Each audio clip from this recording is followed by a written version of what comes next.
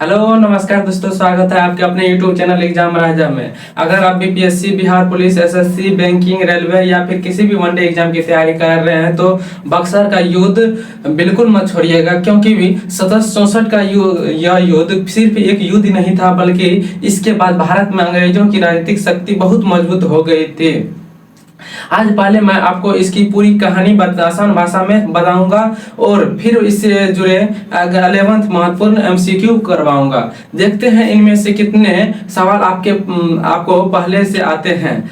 आज की क्लास को शुरू करने से पहले आप लोगों से रिक्वेस्ट रहेगा कि अगर आप लोग इस वीडियो को अभी तक देख रहे हैं तो वीडियो को लाइक नहीं किया तो वीडियो को लाइक कर लीजिएगा, और चैनल को सब्सक्राइब नहीं किया तो चैनल को सब्सक्राइब कर लीजिएगा। तो चलिए पहले इसका कहानी समझ लेते हैं, उसके बाद ये 11th एमसीक्यू करेंगे। देखिए, अगर हम इसकी कहानी की बात करें तो वर्ष 1757 के जो पलासी का युद्ध हुआ था, उसके बाद जो है बंगाल में अंग्रेज की प्रभाव काफी बढ़ गया था। अंग्रेज ने जो है मीर जाफर को बंगाल का नवाब बनाया था, लेकिन मीर जाफर ने अंग्रेज की बढ़ती मांगे को पूरी नहीं कर पा रहा था। ठीक है, इसलिए अंग्रेज ने इसके स्थान पर उसके दामाद मीर जाफर के दामाद मीर कासिम को बंगाल का नवाब बनाते हैं। ठीक है, मीर कासिम एक सक्षम शासक था। क्या मीर कासिम जो थे एक सक्षम शासक था। उसने अपनी राजधानी मुर्शिदाबाद से कहाँ स्थानांतरित कर लिए, तो मुंगेर स्थानांतरित कर लिए अपनी राजधानी। ठीक है, और अपनी सेना की मजबूती की प्रयास किया। धीरे धीरे अंग्रेज और मीर कासिम के बीच में क्या होता है, विवाद बढ़ने लगता है।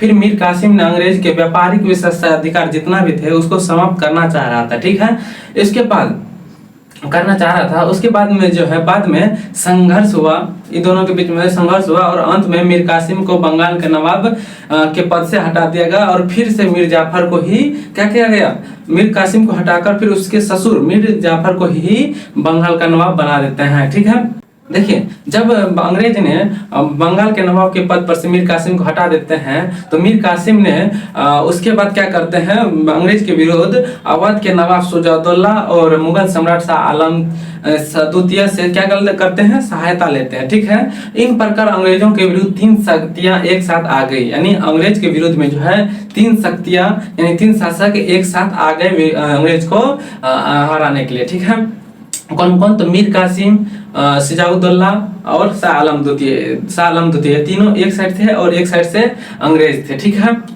इन तीनों की संयुक्त सेना और अंग्रेज ईस्ट इंडिया कंपनी के सेना के बीच 22 अक्टूबर 1764 को बक्सर बिहार के बक्सर कहाँ पे, बिहार के जिला है, बिहार के बक्सर नामक जिला में जो है युद्ध होते हैं। क्या, जब एक साइड से मीर कासिम और शुजाउद्दौला और शाह आलम द्वितीय, एक तरफ से कौन, अंग्रेज। ठीक है, इन दोनों के सेनाओं के बीच जो है ईस्ट इंडिया कंपनी और इन तीनों संयुक्त सेना के बीच जो है कब युद्ध प्रारंभ होते हैं, तो 22 अक्टूबर, याद रखिएगा 22 अक्टूबर 1764 को बिहार के बक्सर जिला में बक्सर नामक स्थान पर बक्सर का युद्ध क्या होते हैं, प्रारंभ हो जाते हैं। इस युद्ध में अंग्रेज ईस्ट इंडिया कंपनी की सेना के निर्णायक विजय या जीत हुई।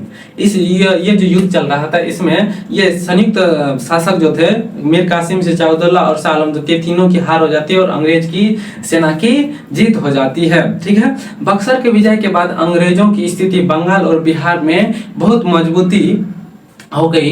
इसके बाद 1765 में इलाहाबाद की संधि के माध्यम से जो है कंपनी को, कौन कंपनी को, ईस्ट इंडिया कंपनी को जो है बंगाल, बिहार और उड़ीसा की दीवानी प्राप्त हो गई। क्या होगी, बिहार, उड़ीसा और बंगाल की जो है ये तीनों प्रांत की जो है दीवानी प्राप्त हो गई। किसको, ईस्ट इंडिया कंपनी को प्राप्त हो जाते हैं। कौन सा संधि के माध्यम से, याद रखिएगा इलाहाबाद की संधि के माध्यम से। इलाहाबाद की संधि 1765 में जो है इलाहाबाद की संधि, उसके माध्यम से ईस्ट इंडिया कंपनी को बंगाल, बिहार और उड़ीसा की दीवानी प्राप्त हो जाते हैं। यही था इसका कहानी। अब चलिए, उम्मीद करते हैं कि कहानी आप लोग को अच्छा लगा होगा, और अगर कहानी आप लोग को अच्छा लगा हो तो वीडियो को लाइक नहीं किया तो वीडियो को लाइक कर लीजिएगा, और चैनल को सब्सक्राइब नहीं किए हैं तो चैनल को सब्सक्राइब कर लीजिए। चलिए अब क्वेश्चन की ओर बढ़ते हैं। अब देखिए, इसका आंसर आप लोग अपने खुद से ही दे देंगे, क्योंकि कहानी के माध्यम से हम जो है आप लोग को बता दिए हैं। तो चलिए अब क्वेश्चन पे चलते हैं। क्वेश्चन में जाने से पहले अगर लॉन्ग वीडियो की बात करें इस चैनल पर, याद रखिएगा सोमवार, बुधवार और शुक्रवार को ये 3 दिन जो है शाम के 7 बजे वीडियो अपलोड हो जाता है। तो ठीक है, तो आप लोग से रिक्वेस्ट रहेगा कि सोमवार, बुधवार, शुक्रवार को शाम के 7 बजे चैनल पे जाके आप लोग जो भी वीडियो अपलोड होगा उस पर सपोर्ट बनाएंगे। ठीक है, और आपने ये अगर वीडियो पसंद आ रहा होगा तो अपने दोस्तों के साथ जरूर शेयर कीजिएगा, ठीक है।